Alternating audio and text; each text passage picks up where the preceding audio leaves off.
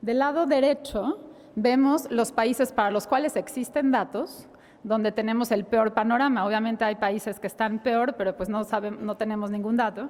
Y vemos cómo casi el 80% de sus casos son diagnosticados en etapas 3 y 4, ¿no? Nigeria, India. A México lo vemos en un perfil intermedio, muy similar a Brasil.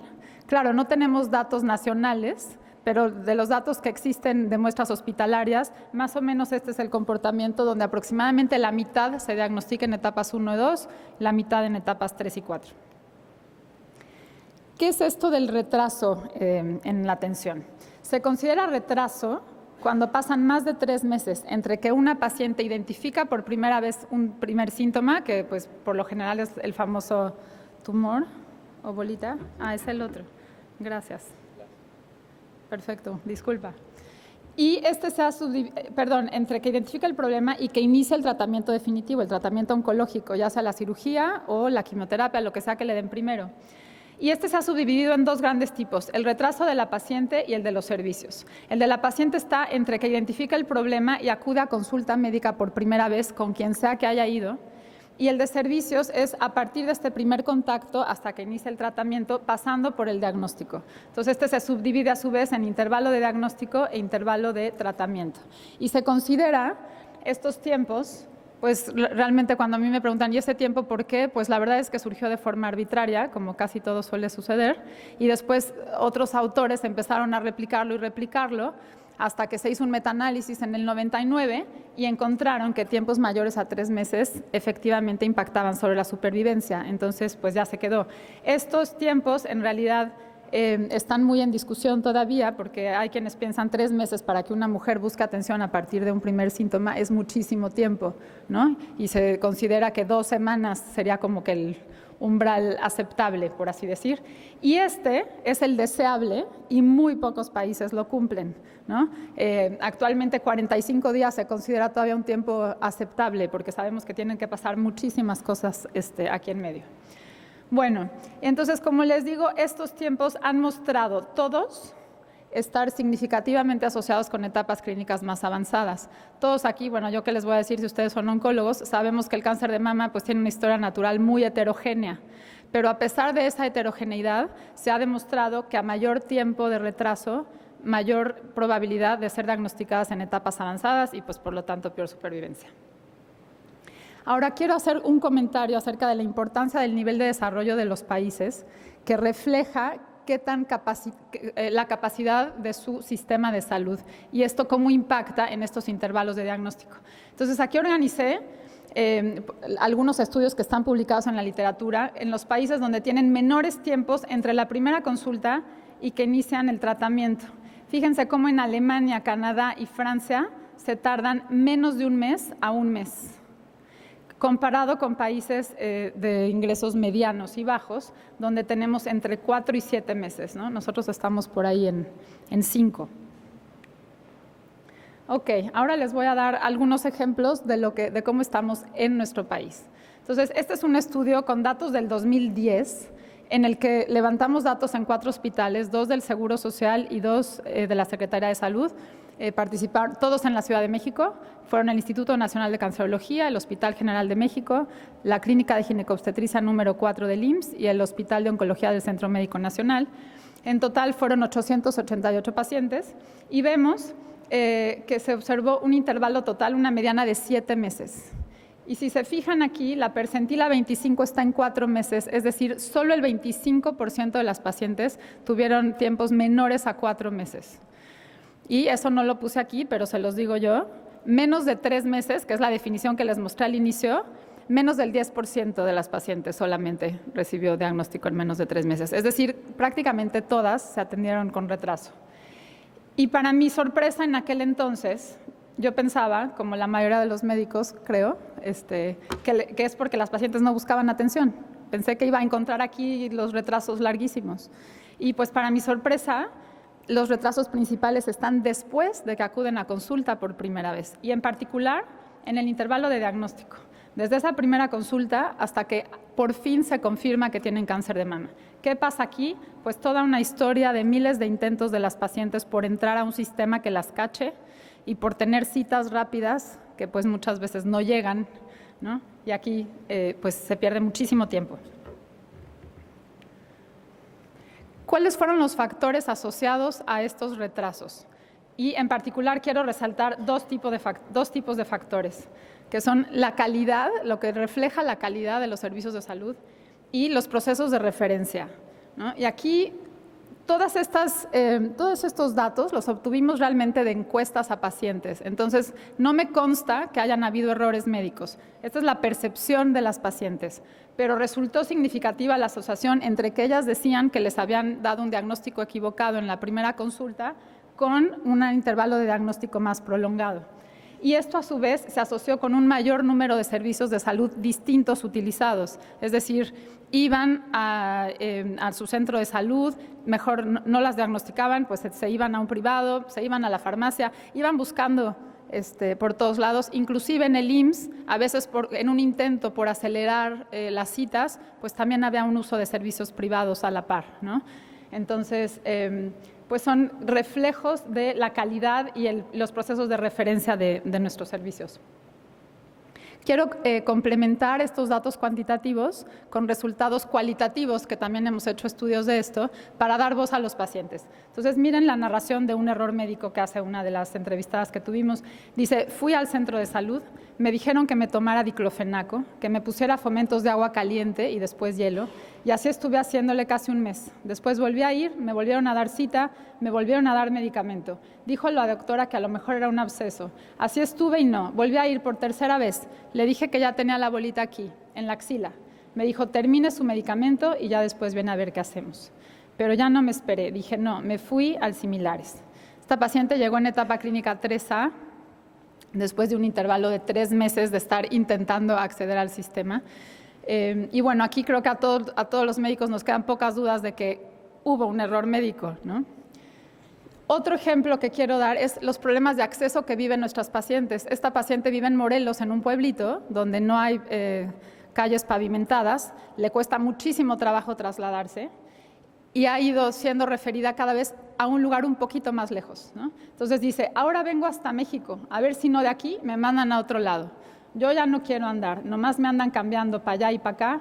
Si me mandan para otro lado, ya no voy a ir, así de plano. Y estas son la voz de las pacientes que llegan, ¿no? Hay muchas pues, que se quedan en el camino, porque, como yo les digo, esto es como una ruta de perseverancia. Y por último, les quiero dar un ejemplo de la percepción que tienen las pacientes de nuestros servicios de salud pública. Dice esta paciente, en el centro de salud la tratan a uno como si fuera una persona indeseable, como si le estuvieran haciendo a uno el favor. El doctor ni siquiera te mira ni te revisa, solo dice, entra, ¿a qué viniste? ¿Por qué te duele? Le digo, pues si supiera, no estaría aquí. Preferiría ir con un médico particular para mejor atención, pero no tengo suficiente dinero. Y bueno, sabemos que los servicios particulares a los que estos pacientes acceden no necesariamente son de calidad.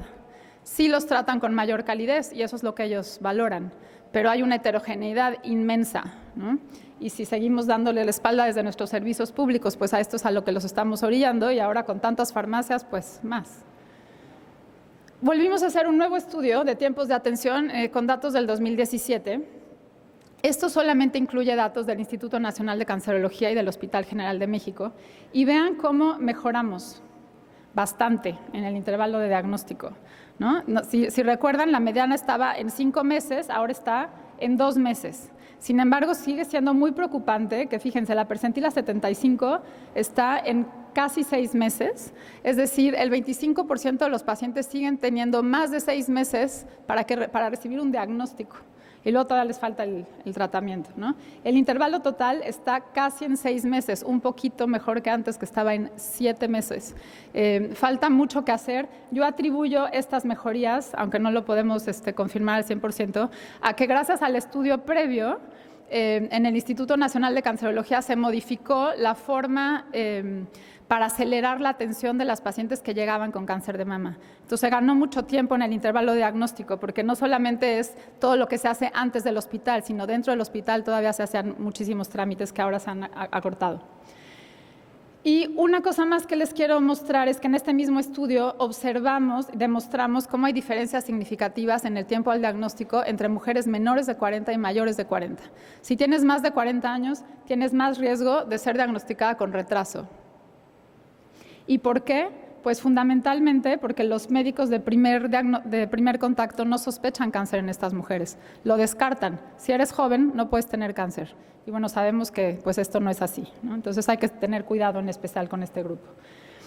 En otro estudio que hicimos a la par, observamos cómo en el 46% de nuestros encuestados, el primer médico al que consultaron les dijo que tenían algo benigno o que era normal. Entonces, pues esto nos da como más evidencia de que las pacientes desean la verdad, que hay errores al diagnóstico al inicio. Hay mucho que hacer aquí. Bueno, para terminar, en resumen, la mayor proporción del retraso en nuestro país ocurre entre la primera consulta médica y el diagnóstico. Entonces, dejemos de decir que hay que informar a los pacientes, volteemos a ver qué estamos haciendo desde los servicios para poderlas cachar cuando tocan a nuestra puerta. La gran mayoría de los casos se diagnostica por síntomas, eso no se los mostré, pero el 75%. Las mujeres menores de 40 años tienen mayor riesgo de presentar retraso y las principales variables que parecen influir son los errores de diagnóstico y las barreras de acceso. ¿Qué recomienda la Organización Mundial de la Salud? Y no sé si ya conozcan esta guía para el diagnóstico temprano que está disponible gratuita en Internet, se las recomiendo ampliamente. Es no comenzar con programas de tamizaje hasta que no tengamos garantizado acceso a diagnóstico y tratamiento de calidad y oportunos. Y aquí es donde estamos bien atorados en este país. Y si no mejoramos esto, nada tenemos que andar haciendo mastografías. ¿Cuál es la diferencia? Que el tamizaje va para todo mundo, detectando unos poquitos casos, y en el diagnóstico temprano nos enfocamos solo en estos casos, pero en diagnosticarlos lo más tempranamente posible después de haber iniciado síntomas y les damos acceso a tratamiento lo más rápidamente posible. 3 cosas que hay que hacer: concientizar a la gente, mejorar la evaluación diagnóstica y el acceso a tratamiento. Aquí hemos avanzado muchísimo con el Seguro Popular. Acá creo que es trabajo de las organizaciones civiles. Aquí está nuestro trabajo. Cómo fortalecemos nuestra capacidad diagnóstica de sospechar y de tener estudios de imagen de calidad que nos permitan dar diagnósticos oportunos y servicios de patología eficientes, de calidad y rápidos. Y con eso termino. Muchas gracias.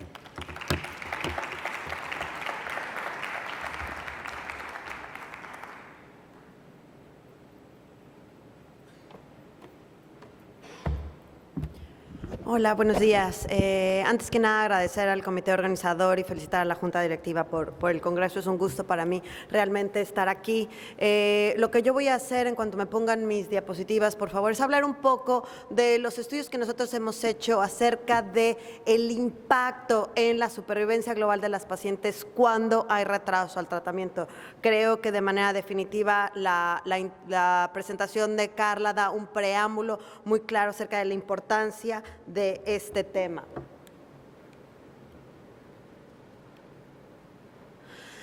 En pacientes con cáncer de mama sabemos y se ha demostrado con estudios clínicos muy importantes y por supuesto en el metaanálisis, en el Oxford Overview, que la quimioterapia tiene un impacto fundamental en pacientes con estadios tempranos para disminuir el riesgo de recurrencia. Sabemos además que distintos esquemas de quimioterapia ahora con esquemas en tercera generación están asociados a mejor pronóstico, es decir, nos ayudan a curar a un mayor número de pacientes. Ahora, la pregunta es si retrasos en la administración de estos tratamientos que sabemos son altamente efectivos tiene impacto en la supervivencia de nuestras pacientes. Y como bien decía Carla y todos ustedes saben, la realidad es que el tratamiento oncológico se está volviendo cada vez más complejo. Tenemos que tomar muchas decisiones, tenemos que hacer un manejo coordinado del equipo multidisciplinario y esto, aún en pacientes que ya tienen un diagnóstico establecido,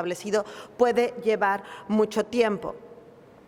Sabemos que existe un número de factores muy grande en términos de lo que pueden afectar el inicio del tratamiento en las personas. Estamos hablando otra vez, ahora no necesariamente la población de la que estaba hablando inicialmente. Carla, estas ya son pacientes con diagnóstico establecido y algunos de estos factores, aún en lugares como en Estados Unidos, donde puede haber muchísimo más acceso a servicios de salud, siguen siendo relacionados a el sistema de salud, a lo complicados que son estos sistemas y también a distintos factores asociados a las pacientes, que pueden ser desde comorbilidades, pacientes que estén mal controladas con ciertas enfermedades, pacientes que quieren segundas, terceras opiniones, etcétera. Ahora, cuando pensamos en el impacto del retraso en tratamiento, hay modelos matemáticos que sugieren que los tumores se pueden volver más agresivos por incrementarse el número de mutaciones al dejar pasar mucho más tiempo. Y hay, de hecho, modelos animales que han sugerido que después de una cirugía, si dejamos pasar más tiempo, puede haber una fase en la que se acelera el crecimiento de las micrometástasis. Entonces, sí hay factores para creer que biológicamente, aún en pacientes que ya han tenido cirugía oncológica, el retraso de la quimioterapia puede tener un impacto importante. Y por supuesto, sabemos que el cáncer de mama es una enfermedad heterogénea y entonces podemos pensar que en ciertos subtipos de tumor, los retrasos en el tratamiento pueden tener implicaciones distintas. Entonces, la pregunta que nosotros hemos estado trabajando es cuáles son los impactos realmente del retraso en tratamiento y de qué manera podemos optimizar el tiempo y de dónde podemos establecer o sacar referencia acerca de estos 2 meses o 3 meses en términos del impacto. Entonces, en términos de los distintos tiempos que podemos evaluar, como bien hablaba Carla, podemos tener inicio de síntomas a diagnóstico, que nosotros no lo hemos evaluado. Podemos evaluar del momento de diagnóstico, el momento que se hace una cirugía oncológica, o del momento de una cirugía oncológica al tiempo de quimioterapia, que es lo que yo me he dedicado a evaluar. Lo que sí les puedo decir es que sabemos que el día de hoy, aún en Estados Unidos, el inicio al tratamiento, ya sea a cirugía oncológica después del diagnóstico histopatológico o al inicio de quimioterapia, se está tardando más. En lugar de que estamos haciendo esto de manera más rápida, se está prolongando y quizá únicamente se prolonga un par de días o semanas en términos de una década, pero esto puede tener implicaciones fundamentales, pero yo creo que está asociado otra vez a las complejidades del manejo multidisciplinario y a lo complicado que es manejar y navegar los sistemas de salud en prácticamente todo el mundo. El grupo de Richard Blecher en Filadelfia evaluó las implicaciones de retrasos en el momento del diagnóstico histopatológico a una cirugía utilizando 2 bases de datos muy grandes en Estados Unidos, y lo que ellos se dieron cuenta es que cada vez que se retrasa del momento del diagnóstico al momento de una cirugía oncológica, 1 mes, la cirugía, esto está asociado a cerca de un 10% de incremento en el riesgo de mortalidad de estas pacientes. Entonces, sabemos que este tiempo es importante, que ya que tenemos un diagnóstico, es clave tratar de hacer una cirugía de manera temprana. Estos son los datos en mortalidad específica cáncer de mama, y lo que yo me he dedicado a estudiar es el tiempo de el momento de la cirugía al inicio de quimioterapia. Otra vez estamos hablando de pacientes que sabemos que tienen indicación de quimioterapia. La mayoría de ellas van a ser receptores hormonales negativos, HER2 positivo, y las que tengan receptores hormonales positivos, usualmente tumores más tipo luminal B con ganglios positivos, es decir, pacientes que tienen alto riesgo de recurrencia. Y de manera inicial lo que nosotros hicimos fue evaluar la base de datos del MD Anderson, porque teníamos la oportunidad de tener información acerca de cáncer, del subtipo de cáncer de mama, un estudio grande que pudimos publicar en el JCO con más de 6,000 pacientes, y lo que nos dimos cuenta en este estudio fue que aquellas pacientes a las que se le inició quimioterapia adyuvante más de 60 días después de la cirugía oncológica, tuvieron cerca de un 20% más de probabilidad de morir. No estamos hablando de recurrencia, estamos hablando de muerte en este caso. Y como pueden ver en la diapositiva, sí hay un impacto diferente en pacientes que tenían tumores altamente proliferativos, como pueden ver en pacientes con tumores HER2 positivos o en pacientes con tumores triples negativos. Entonces, no es solamente importante que tengamos acceso a medicamentos extraordinarios o a esquemas de tercera generación. También tenemos que darlos de manera oportuna. Una de las limitaciones más grandes de hacer análisis retrospectivos que son en una sola institución es, por supuesto, las limitaciones para generalizar estos datos. La población que nosotros vemos en el MD Anderson, por supuesto, que es una población muy homogénea. Entonces, lo que quisimos hacer fue evaluar este mismo fenómeno en una población de todo el estado de California. Entonces, pudimos evaluar cerca de 25,000 mujeres, todas las pacientes diagnosticadas con cáncer de mama en el estado de California del 2005 al 2010. Y lo que pudimos ver es que en este caso existe asociación entre el retraso de inicio a la quimioterapia con factores que son médicos y factores también sociodemográficos, pacientes hispanas, pacientes afroamericanas con más riesgo de tener retrasos en el inicio de quimioterapia y, por supuesto, pacientes que tenían Medicare, que es la seguridad social, o que no tenían seguro médico, tenían muchísimo más riesgo de tener retrasos al tratamiento. Entonces, este tema en común que vemos que sí hay un problema asociado a los factores sociodemográficos de nuestras pacientes.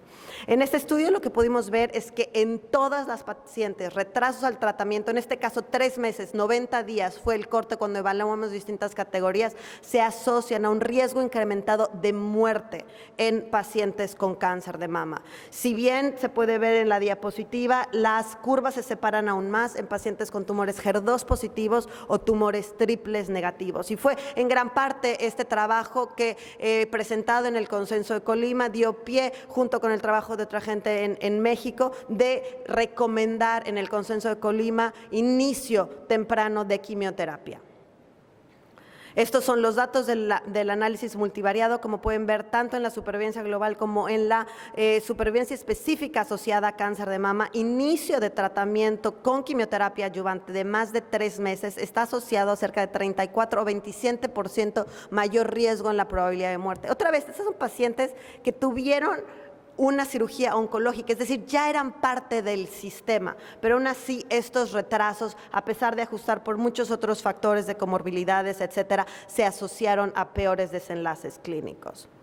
Ahora, algo de lo que quería hablar un poco es de ese otro intervalo de tiempo que podemos evaluar cuando estamos hablando de tratamiento sistémico. Sabemos que el uso de quimioterapia neoadyuvante es muy importante en pacientes con tumores localmente avanzados, pero también en pacientes con tumores mucho más tempranos, dados los cambios en el manejo asociados a la posibilidad de dar tratamiento adyuvante en pacientes sobre todo con tumores triples negativas y HER2 positivo. Entonces, es muy importante hablar también o evaluar si hay impacto en el retraso de tratamiento cuando hablamos de quimioterapia neoadyuvante, y este es un trabajo que presentamos ahora en ESMO hace un par de meses y que está ahorita bajo revisión, tratando de evaluar el tiempo del diagnóstico histopatológico a la primera dosis de quimioterapia neoadyuvante.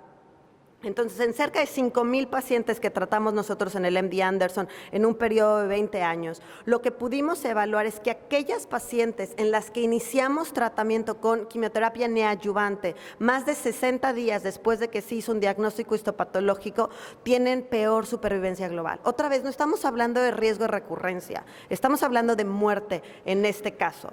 Y un mes no tuvo impacto, pero en 2 meses fue donde claramente se ve una separación de las curvas, y cuando hicimos análisis de subgrupos acerca de los distintos subtipos histopatológicos, de hecho vimos impacto en pacientes con receptores hormonal positivo, triple negativo y HER2 positivo.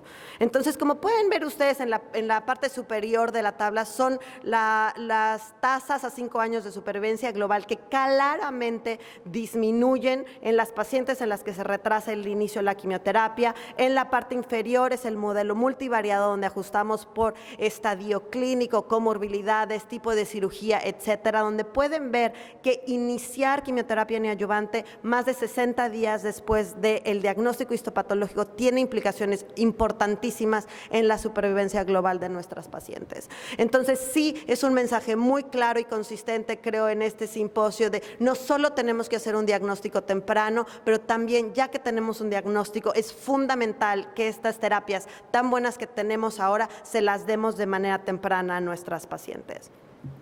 Entonces sí creo que la conclusión muy contundente es que estos intervalos de tiempo sí importan. Y si bien yo no creo que tengamos que hacer las cosas a la carrera, sí sabemos que esos retrasos innecesarios tienen un impacto gravísimo en la salud de nuestras pacientes. Mis pacientes que llegan al MD Anderson, que quieren quimioterapia el día de mañana, no es necesario apurarnos o hacer manejos o abordajes o diagnósticos incompletos, pero sí tenemos que hacer un manejo coordinado que nos dé tiempo suficiente de iniciar estos tratamientos de manera armoniosa.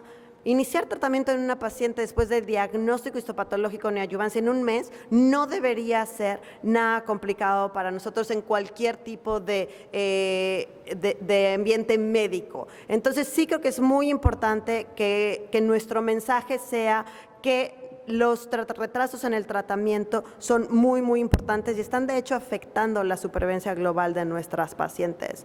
Entonces, es muy importante que las pacientes reciban tratamiento temprano. En muchos lugares, nosotros, por ejemplo, en el MD Anderson, tomamos el tiempo al inicio del tratamiento como una medida de calidad. Y creo que los tiempos que estamos esperando o que nosotros pedimos o que deseamos son objetivos que podemos alcanzar. Nos dan tiempo para hacer una planeación multidisciplinaria adecuada, pero necesitamos trabajar en equipo. Y si bien tenemos que reconocer que muchos de estos retrasos son muchísimo más frecuentes en población minoritaria, en población que pertenece a minorías sociodemográficas, entonces es muy importante que nosotros tratemos de abordar a este tipo de pacientes para facilitar su tratamiento. Uno de los estudios que yo estoy haciendo ahorita con soporte financiero de ASCO es tratar en nuestras pacientes de entender los porqués, un estudio muchísimo más cualitativo en el que podamos entender cuáles son las razones. Nuestra hipótesis es que mucho de eso va a estar asociado no solo a miedos asociados al tratamiento, pero también a las complejidades de navegación de los sistemas de salud. Y en ese sentido sí creo que todos nosotros, como bien decía Carla, tenemos la responsabilidad de hacer este proceso lo más fácil posible para nuestras pacientes, porque es un camino bastante complicado. Entonces, como dice la frase con la que quería terminar, el futuro está aquí, pero simplemente no está distribuido de manera equitativa en toda la gente. Muchísimas gracias.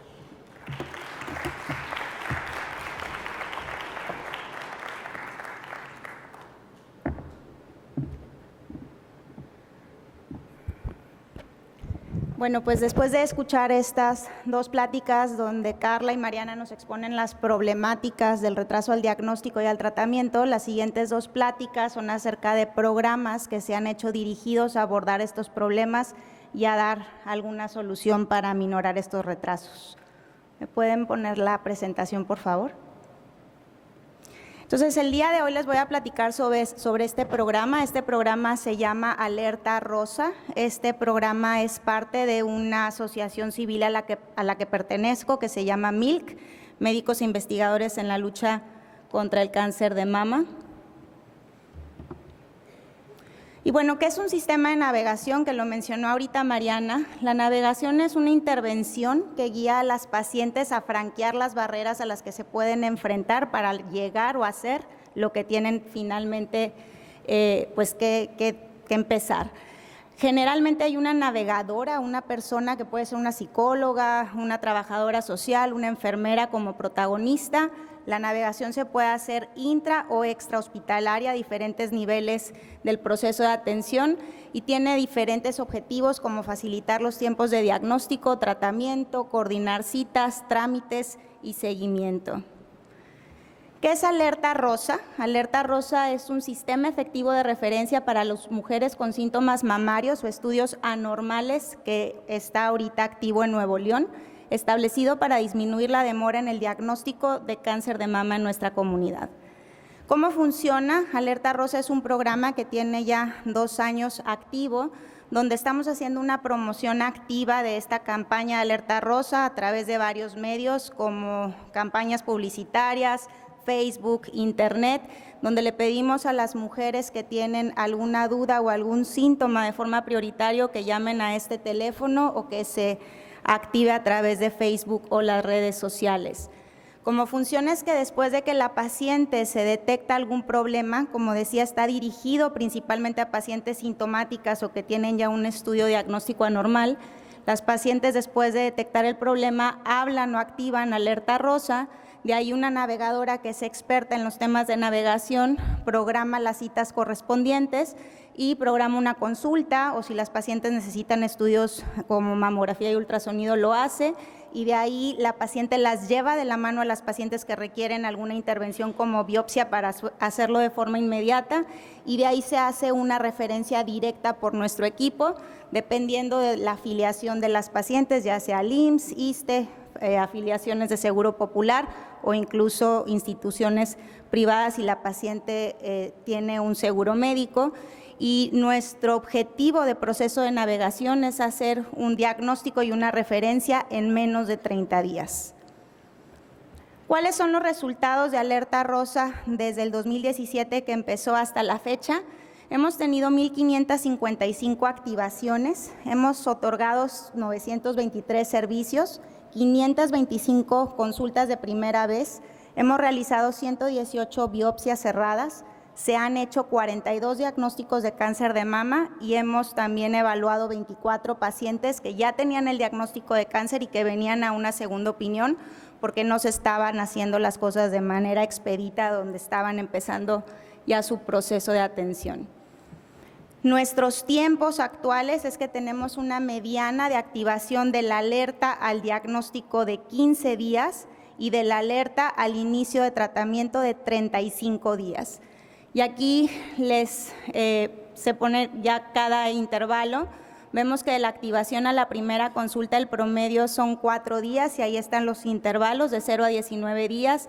Generalmente las pacientes cuando requieren el estudio de imagen se hace en ese mismo día el estudio de imagen, por eso el promedio es de 0 días. De la imagen a la toma de biopsia para aquellas pacientes que así lo requieren son 5 días, de la toma de biopsia a la entrega de resultado otros 5, de la entrega de resultado a la consulta donde se hace la referencia son 12 días y de la referencia de la primera consulta en el lugar de atención a inicio de tratamiento son 12 días. Aquí tenemos estos 15 días que les comentaba desde la alerta al diagnóstico y los 35 días desde la alerta al inicio del tratamiento. Sí hemos tenido algunos retrasos por diferentes circunstancias. El lugar donde trabajamos de forma principal, que es la Fundación de TecSalud, tuvo un momento en que el mastógrafo se descompuso. Entonces, bueno, por supuesto ha habido algunas barreras que hay que franquear, pero en general hemos tenido un muy buen resultado de este programa. Aquí les pongo divido cuántas han sido pacientes sintomáticas o asintomáticas. Como les contaba, este programa está dedicado para pacientes que tienen síntomas o estudios anormales. Sin embargo, también se han acercado al programa pacientes sin síntomas. El 65% de estas pacientes eran sintomáticas, el resto no lo eran, y la mediana de edad son pacientes en general jóvenes. La mediana es de 44, pero ha habido desde jovencitas, desde 12 años que han activado la alerta, hasta 82 años. ¿Cómo se enteraron nuestras pacientes del programa Alerta Rosa? La principal forma de activación fue de una recomendación de boca a boca. Parte de las personas que más abogan por este programa son las técnicas que hacen las mamografías en Nuevo León, que se han aliado a este proyecto. A través de Facebook el 21%, televisión 15%. Cuando tenemos apariciones en televisión, generalmente las alertas se van para arriba esos días. Definitivamente la parte de tele es la que más llama, sin embargo, por el costo no tenemos mucho este tipo de intervenciones, más que nada en octubre es donde nos dan estos espacios de forma gratuita para hacerlo. Otros medios de comunicación como prensa, panorámicos, tuvimos 3 panorámicos en Nuevo León que realmente no tuvieron el impacto que esperábamos. Radio, tuvimos también ahí un ring que estuvo ahí un rato, que costaba caro y tampoco no tuvo el impacto, entonces no lo continuamos, pero todo esto fue 8%. Fundaciones, hay otras fundaciones en el estado de Nuevo León que se han aliado al proyecto y ellas mismas nos envían pacientes para que se puedan realizar el diagnóstico de forma expedita y bueno, algunos otros. Hay varias pacientes del programa que ya se han realizado estudios en otro lugar y que por cuestiones de calidad se han tenido que repetir dentro del programa de Alerta Rosa, y de estas 83 pacientes, 25 pacientes fueron reclasificadas después de que se hizo un estudio nuevo dentro del programa. Y bueno, marco en rojo las principales. De BRADS 2, que inicialmente les habían dado en otro lugar, se reclasificó en BRADS 4 en un 12% y de BRADS 3 a 4 en un 8%. En cuanto a las etapas, que es buena parte, obviamente, lo que busca Alerta Rosa, mejorar las etapas o disminuir las etapas tardías al diagnóstico, pues vemos que el 5% de estas pacientes fueron en etapa 1, que de ellas fueron asintomáticas, buscaron Alerta Rosa no porque tuvieron síntomas, sino fue más como dudas o temas de screening. Para etapa 2 fue el 38% de las pacientes diagnosticadas con cáncer de mama, etapa 3 29%, etapa 4 7%, y dice desconocido porque hay pacientes que se atienden sobre todo en otras instituciones que ya no es posible hacerles este seguimiento para conocer más detalles, y bueno, con un total de 42 diagnósticos que se han hecho dentro del programa Alerta Rosa. Después del primer año y de que publicamos nuestros resultados, empezamos a tener, como les comentaba, algunas situaciones que empezamos a tener nosotros mismos algo de retraso, sobre todo en algunos meses picos como octubre, noviembre, marzo. Entonces decidimos implementar una nueva estrategia de un sistema de semáforos donde reclasificamos a las pacientes en alerta sobre la alerta. Entonces, este sistema lo empezamos a adoptar desde el 2018 y se clasifican a las pacientes en alerta verde, amarillo o roja en 3 tiempos. Al momento de la activación, la navegadora la clasifica en cualquiera de estos 3 grupos, después del estudio de imagen y después de la consulta. Y bueno, esto en general es el panorama de cómo hacemos esta estratificación. De forma muy general, pacientes que tienen síntomas con tumores palpables, secreción por pezón, retracción del pezón, que ya tienen estudios anormales o que tienen un diagnóstico ya hecho por alguien más de cáncer de mama, tienen una alerta prioritaria, se tienen que atender dentro de las primeras 48 horas. Luego está la alerta amarilla, donde son pacientes que tienen otro tipo de síntomas, y la alerta verde cuando son pacientes que no tienen síntomas y vienen a un check-up.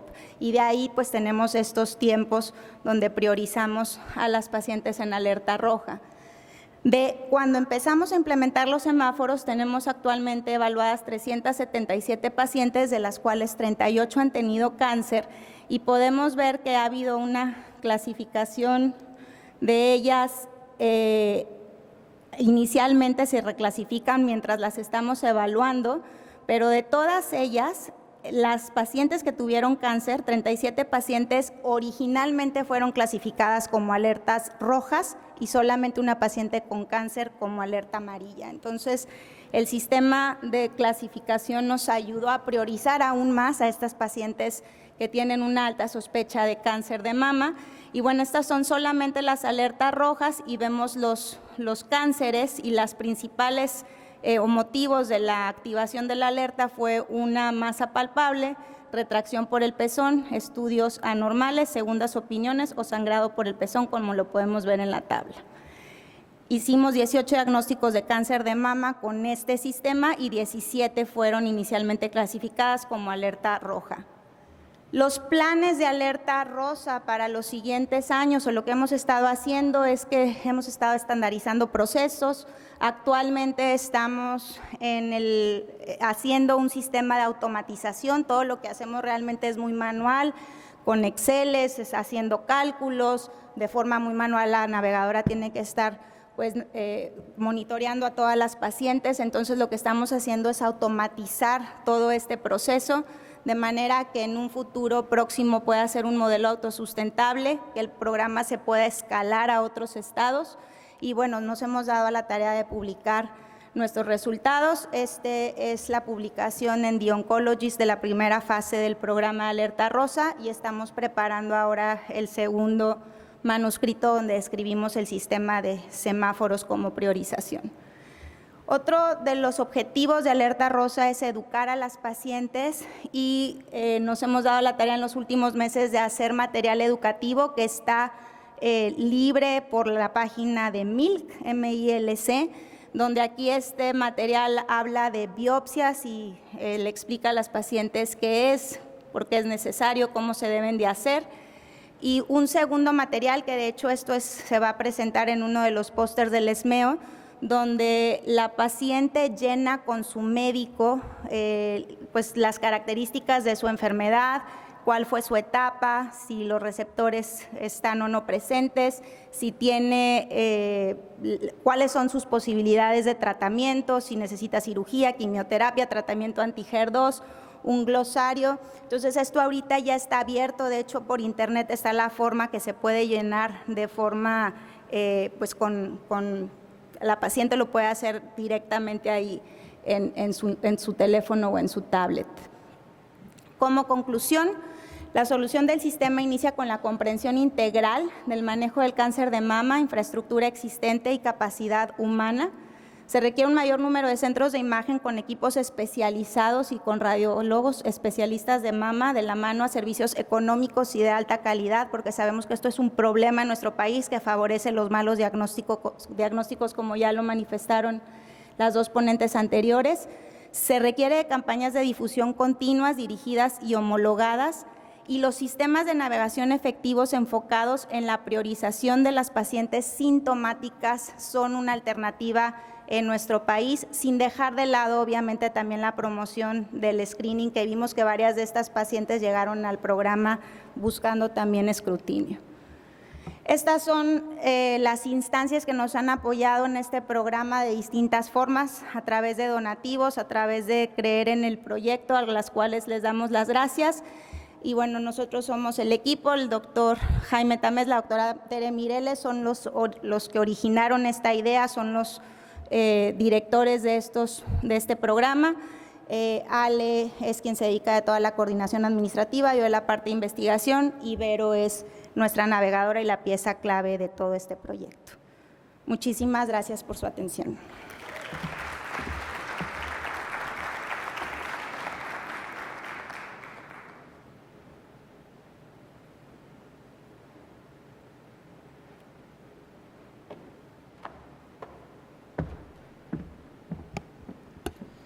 Buenos días, muchas gracias a los organizadores por invitarme, a Cintia Villarreal por organizar esta sesión que creo que es muy importante para concientizarnos sobre los problemas que tenemos con nuestros pacientes de cáncer.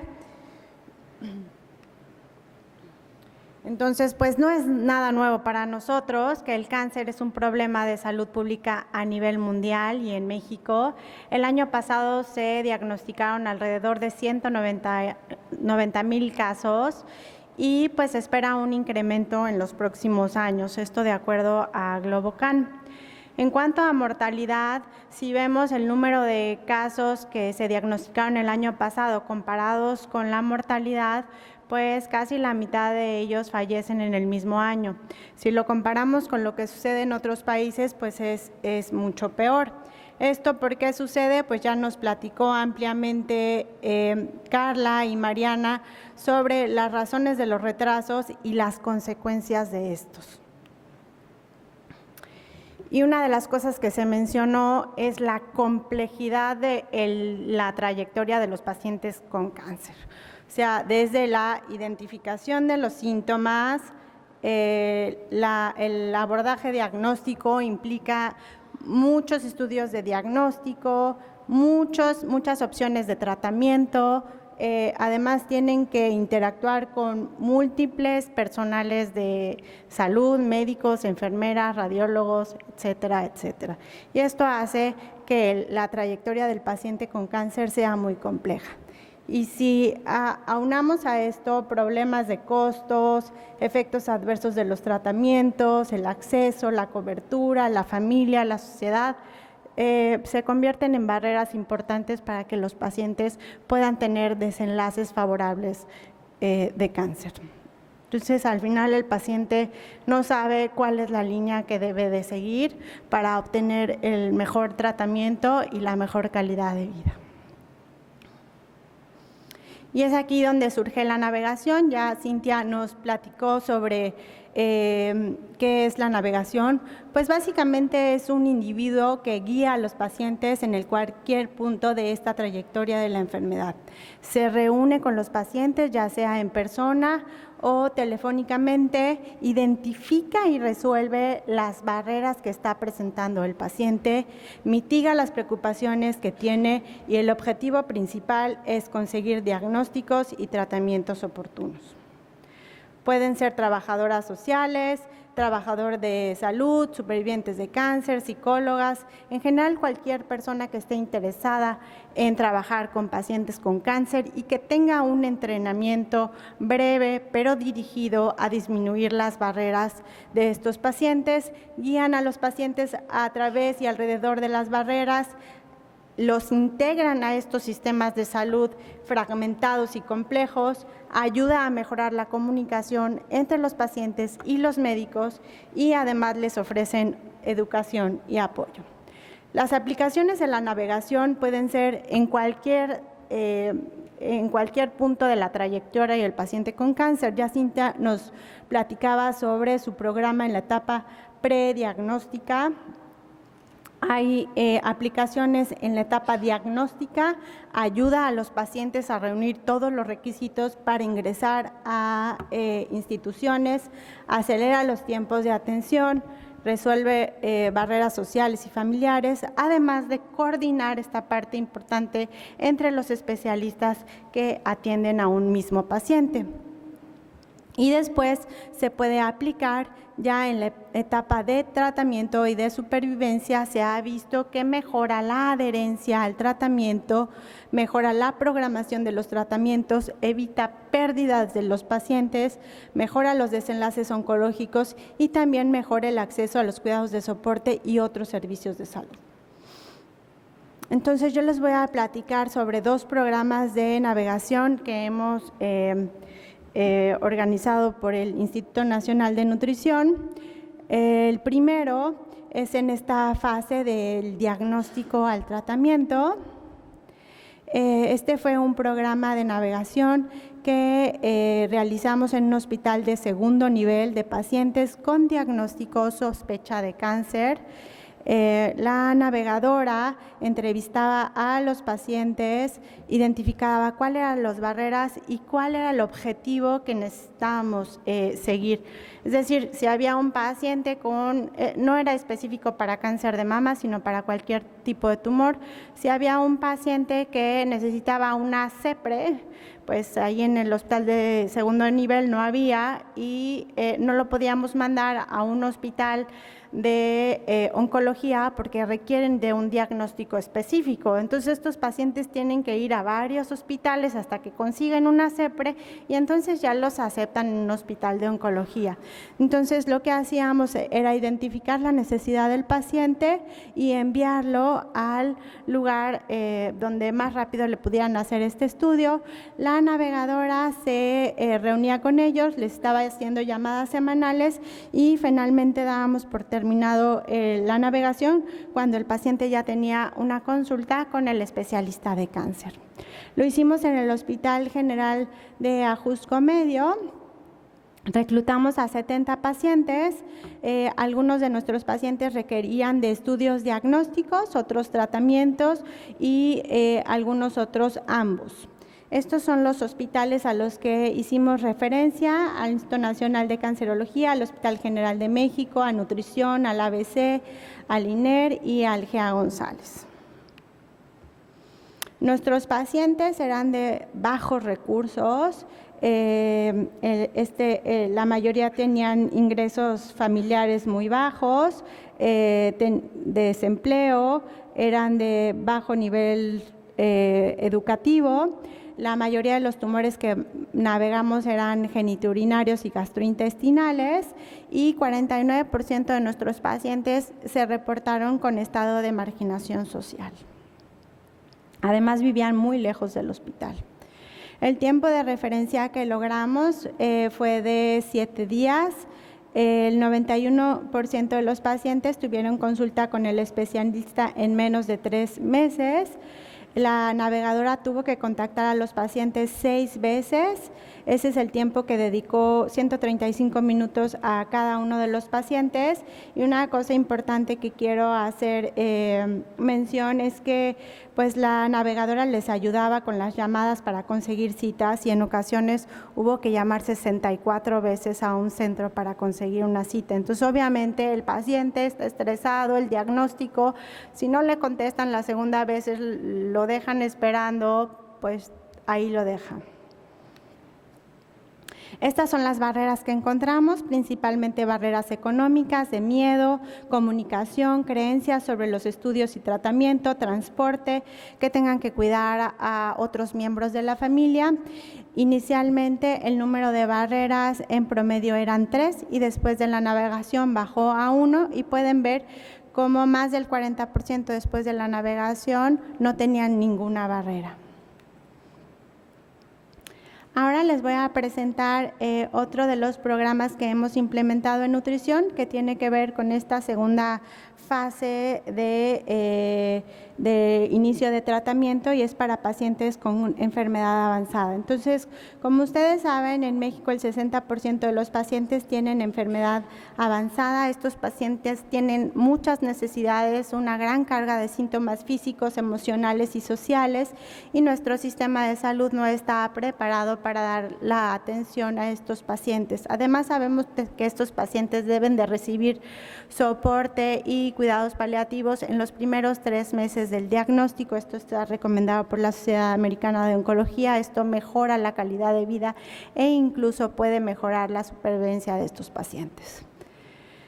Entonces, lo que queremos resolver con nuestro programa de navegación es que no enviemos a nuestros pacientes al final de la vida, sino que los mandemos en forma temprana y necesitamos nuevas estrategias para lograr esto, ya que no podemos aumentar la carga del personal que ya tenemos. Tenemos muchas cosas que hacer y además estar preocupados por el resto de las necesidades de los pacientes resulta muy complejo.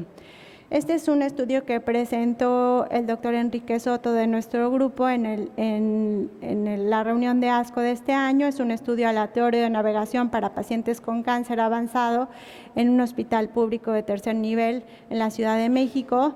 Eran pacientes que tenían reciente diagnóstico de cáncer avanzado. Los pacientes se reunían con la navegadora, se les hacía igual que en el estudio anterior, una entrevista para identificar cuáles eran las barreras, además de cuestionarios que identificaban cuáles eran las necesidades de los pacientes. Es decir, si identificábamos si el paciente tenía dolor a través de un cuestionario específico, si necesitaban apoyo familiar, sobrecarga del cuidador, depresión, ansiedad, si necesitaban apoyo por parte de oncogeriatría y algunos otros cuestionarios adicionales dependiendo de lo que iban contestando los pacientes. Y así teníamos una lista de síntomas que de acuerdo al síntoma hacíamos la referencia al servicio adecuado. Por ejemplo, si el paciente tenía dolor, lo mandábamos a clínica del dolor, fatiga, rehabilitación, depresión, ansiedad, psicología, valoración geriátrica, colapso del cuidador, a trabajo social, etc. Nuestros pacientes inicialmente tenían una gran carga de síntomas, el 42% y 47% en ambos grupos tenía dolor, arriba del 70% tenían tamizajes positivos para ansiedad o depresión, fatiga moderada arriba del 60% y una expectativa de vida menor de 6 meses arriba del 40%. Encontramos que nuestra navegación les permitió a los pacientes un mayor acceso a todos estos servicios que necesitaban de acuerdo a sus síntomas, 87% comparado contra el control, que solo fue el 27%. Y esto es significativo para cada uno de los servicios. La otra cosa importante que logró la navegación es completar voluntades anticipadas. Ustedes saben que por ley los pacientes tienen derecho a completar voluntades anticipadas en México si tienen una sobrevida estimada de menos de 6 meses. Y esto lo logramos en el 48% de los pacientes no navegados en comparación con 0% de los pacientes que solo eran tratados por el oncólogo. El otro punto importante es que logramos disminuir el dolor en el grupo de navegación y esto fue estadísticamente significativo. Entonces, pues como conclusiones podemos decir que el cáncer es un problema de salud pública en México, que hay retrasos en el diagnóstico y en el tratamiento y que la navegación puede ser una solución para mejorar los desenlaces de pacientes con diagnóstico de cáncer. Esto pues tenemos comprobado con nuestros estudios que reduce las barreras de los pacientes del sistema de salud, acorta los tiempos de referencia de pacientes ya con diagnóstico o con sospecha de cáncer y también mejora el acceso a los cuidados de soporte de los pacientes que tienen cáncer avanzado, mejora el dolor y aumenta la documentación de voluntades anticipadas. Nosotros, por nuestra parte, hemos incluido hasta ya 300 pacientes en nutrición, ya no es un estudio de investigación, ya lo tenemos implementado en el hospital. De hecho, les comparto que nos ganamos el premio Aida Weiss como el mejor programa de apoyos a pacientes con cáncer en México este año. Y nuestros siguientes pasos es crear un programa específico para pacientes con cáncer de mama, tomando en cuenta las necesidades de las pacientes con cáncer de mama, no solamente los tratamientos, sino todo lo que está alrededor de ellas. Vamos a crear un programa de educación para navegadores. Todo el mundo queremos hacer navegación, pero estas personas necesitan un entrenamiento especial y es uno de nuestros planes para el próximo año. Y pues con nuestros estudios determinar con precisión qué pacientes se benefician más de los programas de navegación y qué intervenciones son las más útiles. Muchas gracias.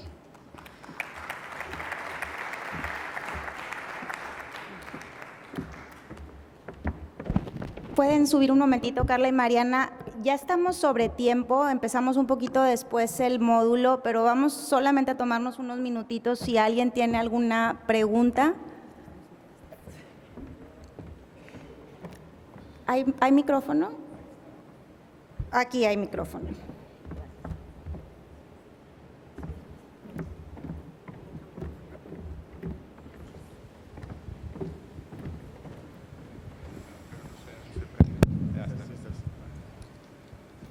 Hola, felicidades a las tres, puras mujeres, no sé por qué, pero bueno. Yo quisiera una pregunta muy específica a cada una de ellas, si se puede. Uno, primero a la doctora Unger, esto de las mastografías, la detección temprana, llevamos años oyéndolo, años, y sigue igual, con el cobertura del 20%, mujeres de 40, 45, 50.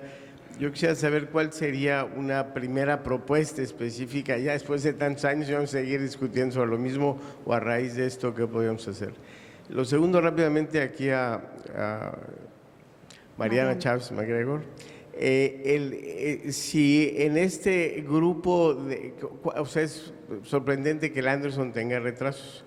Entonces, ¿cuál dirías que es uno de los factores centrales para este retraso? Si son recursos económicos, origen étnico, si hay algún parámetro que destaque que ustedes pueden ya hacer a partir de esto alguna intervención, y si en el tiempo ha cambiado, porque esta es una cohorte de varios años. Y por último, a Janine, fue muy interesante esto del hospital Ajusco Medio, pero pues entiendo que ya se acabó, entonces dejaron ahí solito ya al Ajusco y ahora está descubierto el Ajusco y pues regresó a lo de antes. Entonces, si hay alguna propuesta para hacerlo. Y perdón, pero espero que las puedan ser muy puntuales. Gracias, doctor. Bueno. Puntuales, por favor. Sí, la pregunta más provocadora que yo había estado tratando de evitar. Si me piden mi opinión personal, pienso que no tendríamos que estar invirtiendo en programas de tamizaje en nuestro país en términos de recursos públicos, porque creo que, más bien está demostrado ya en la literatura que hay estrategias de diagnóstico temprana que son mucho más efectivas y más costo eficientes, por así decir. Como bien lo dijo, la cobertura de mastografía de tamizaje en nuestro país lleva en 20% desde hace 15 o 20 años. Entonces ya no importa si la recomendación es a los 40, si es a los 50. El chiste es qué pasa después. Y lo que estamos viendo que es muy preocupante, en el último estudio que hay al respecto publicado, es que solo el 40% de esas mastografías de tamizaje en los sistemas públicos reciben un diagnóstico final. Entonces, si no podemos garantizar diagnóstico y tratamiento, nada tenemos que estar haciendo tamizaje. Y bueno, los que lo quieran hacer en la privada, pues está perfecto, siempre y cuando pues, se aseguren de cerrar ese ciclo. Pero como país, con recursos públicos, creo que hay áreas prioritarias donde tendríamos que empezar, y una vez, como bien lo señala la Organización Mundial de la Salud, que una vez que tengamos bien amarrado diagnóstico, rutas de referencia, acceso a tratamiento, entonces a lo mejor plantearnos irnos hacia tamizaje. Ahora en Suecia, donde tienen el mejor programa de tamizaje del mundo, ya están cuestionando cerrarlo porque también están viendo que no hay impacto sobre la mortalidad como se creía, ¿no? Al parecer el principal impacto tiene que ver con las nuevas terapias adyuvantes, pero bueno, eso es muy controvertido y yo por eso no he querido entrar en ello.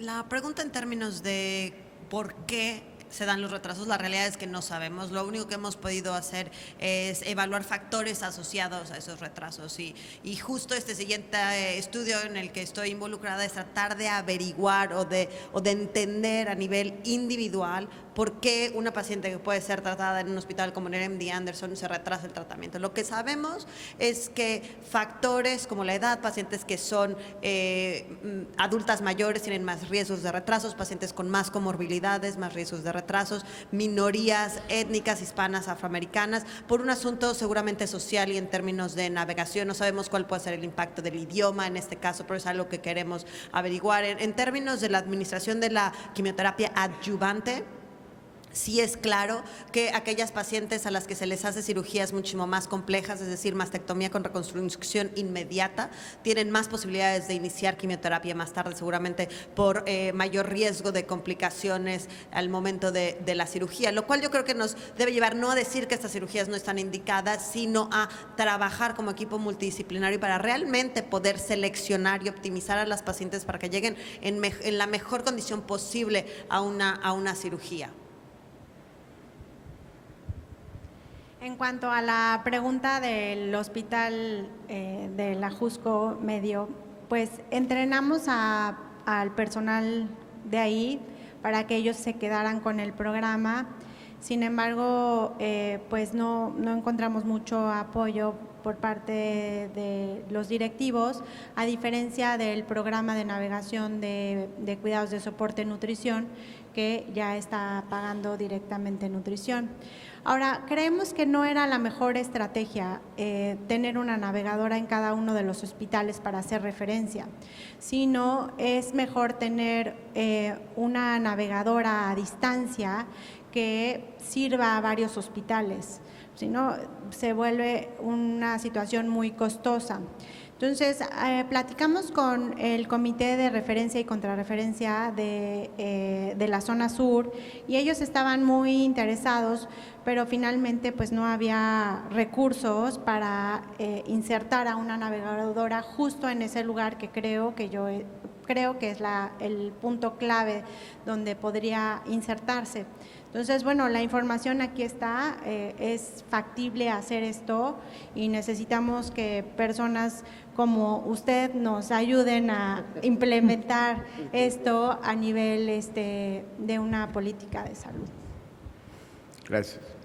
Por cuestiones de tiempo lo vamos a dejar aquí. Si alguien tuviera más preguntas para las ponentes, favor de acercarse con ellas. Y yo de forma particular le quiero dar las gracias a los directivos del ESMEO que me dieron la oportunidad de organizar y de presentar este módulo que me parece es muy importante para nuestro contexto. Y le doy las gracias a nuestras ponentes por sus participaciones y sus excelentes trabajos. Muchas gracias.